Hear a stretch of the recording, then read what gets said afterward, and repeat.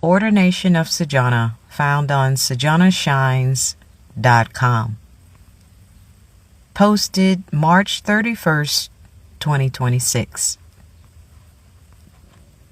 Ordination of Sejana, read by Sejana. My home church is Impact Temple Church in Temple, Texas. We invite you to witness and celebrate with us my ordination to the work of gospel ministry and chaplaincy the Sunday after Easter. You can check back here to this post as I'll update it later when the recording is ready to be shared for those who weren't able to make it. I want to remember and to share this significant milestone in my ministry journey. I hope to also share more about my faith journey here in case you're just catching up or don't know me yet. May something in my story inspire you forward, as this journey has not been easy and I do not take it lightly. It has spanned several years and places and transitions. I have been shaped by many different life experiences with God, many different spiritual teachers and mentors who taught me about God, and several encouraging and limiting voices along the way. I grew in faith, service, and expanding understanding and practices surrounding how to really love my neighbor, along with wondering, what does God really require of me as Sejana? May this part of my story help to encourage you to continue to follow the promptings of the Holy Spirit in your life, even if others all around you express different views and you find yourself in the wilderness and feel alone. I believe that God would show me the way, and I have found the Lord to be quite faithful. From layman to clergy. My family and I arrived in fall 2020 from South Korea, near the ending of COVID restrictions in Texas. I brought with me the intentions of going to seminary in person, so I attended a school I didn't really know much about, Truett Seminary of Baylor University in Waco, Texas, starting in January 2021.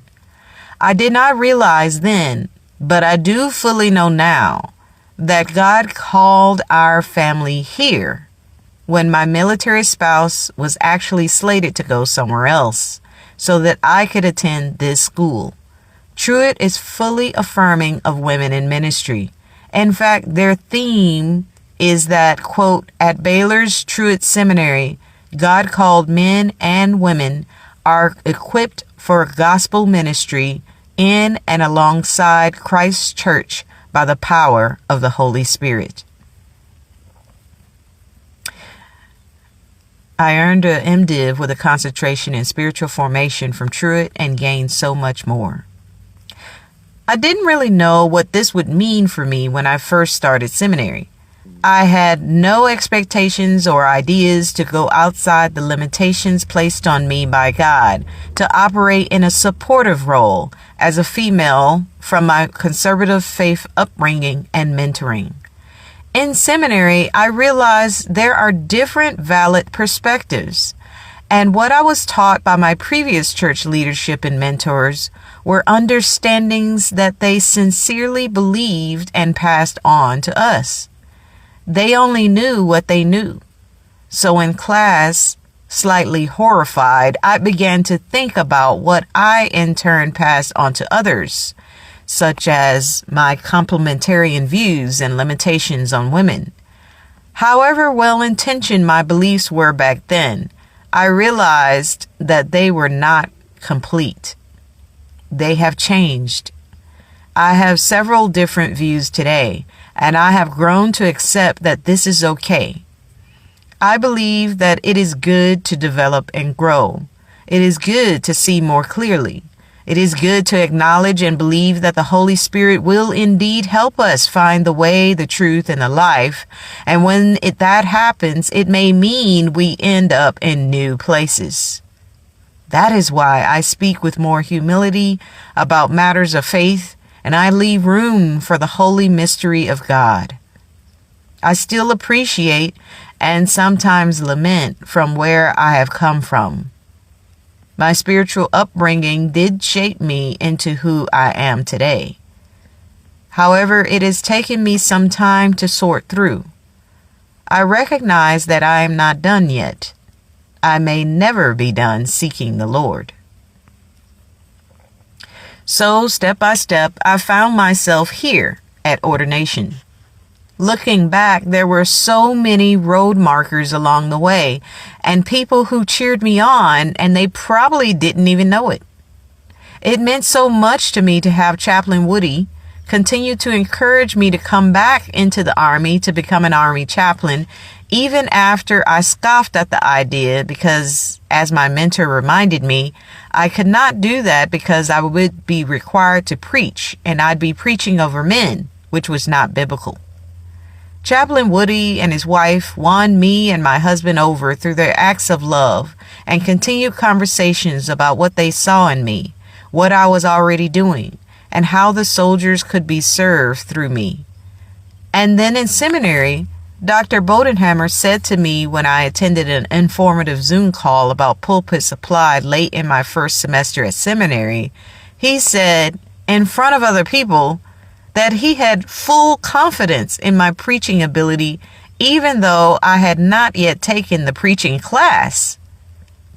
Maybe it wasn't about the class.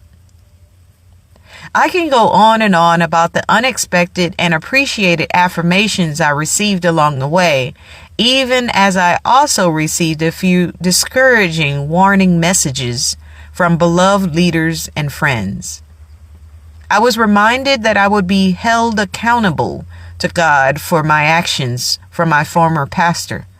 He and others were referring to my questionable actions of stepping outside the boundaries God had set for me as a woman. So I did not move forward lightly. Following the promptings of the Holy Spirit for myself was faithful, although I never voiced that at the time. And I felt also that I would be accountable if I did not follow the promptings of the Holy Spirit for myself. So in this new path, I felt both isolated and alone as I was losing my community as I stepped into seminary. A big part of me grew quietly and hidden as I began seminary, experienced spiritual formation and spiritual direction, studied and preached, and experienced CPE, explained later. Over time, I began to reveal to the public, bit by bit, what I was up to and how I was able to encourage others in their faith and grow. These were things I was already doing if you engaged with me in person in those places, though. Through clinical pastoral education, or CPE, at the hospital, I realized as I walked into room after room of various emotional and traumatic situations with patients and families, I could see how even with complete strangers, they would respond to the Spirit within me and felt supported, comforted, and helped. I knew that God was with me. I was affirmed as a minister through chaplaincy. Before and after CPE, I preached in actual churches. My first sermon was on Mother's Day 2021 in a small Baptist church over an hour away. My whole family was in attendance, but I told no one else. It was probably only 6 months ago at a regional Texas Baptist Women in Ministry event, as I sat at a table with women that I did not know who shared about their ministry journeys, it hit me just how far I've come, the community I now had, and all the things I had been able to do with God, even in Central Texas, and even as a mixed race female in ministry. God made a way, even when I had no idea that it would be possible, and would not allow myself to imagine it could be so. Over time, I have been invited to preach 55 sermons so far in 11 different churches, from the Baptist, Presbyterian, non-denominational, Lutheran, and Methodist faith traditions since that first sermon back in 2021. Every opportunity has been a prayerful labor of love for the people, many of whom I did not know, and is documented here. Each preparation, each conversation with the people, each lunch afterwards to hear more of their story as a pastor preacher in their presence, usually in the absence of leadership, I sat with them, listened to them, and prayed for them as they opened up about their church and about their life. This helped shape me as a pastor. In addition, I have continued to grow as a board-certified chaplain, and I'm currently learning even more in my dual role of hospital chaplain supervisor and future certified educator candidate for ACPE. Impact Temple Church. Most importantly, what I have found in time was a true church home. A place for me that I thought I would never find. Just ask my husband, who heard so much groaning about it over several years. The idea of a church home is a place where I am fully welcomed and even celebrated.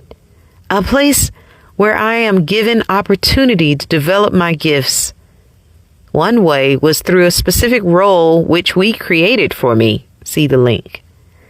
Growing alongside others in community who receive from me but also give to me in various ways. We are totally different people, united by our desire to know and follow God and to be in community together. It is not one-sided and it is not one way. This journey has been mutual and we have adjusted and changed over time. Impact Temple Church. You are a blessing to me. I am honored to be ordained by you.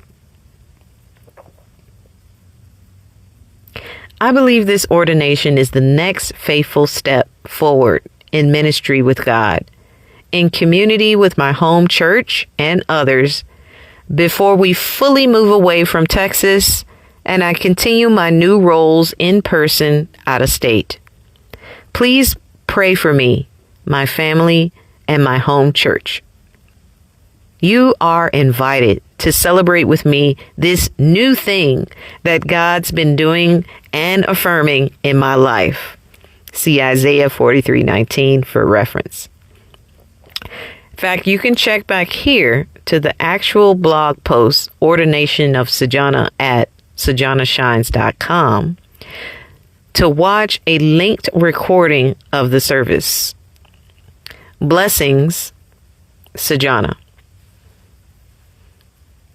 Shaping of a leader in ministry through community.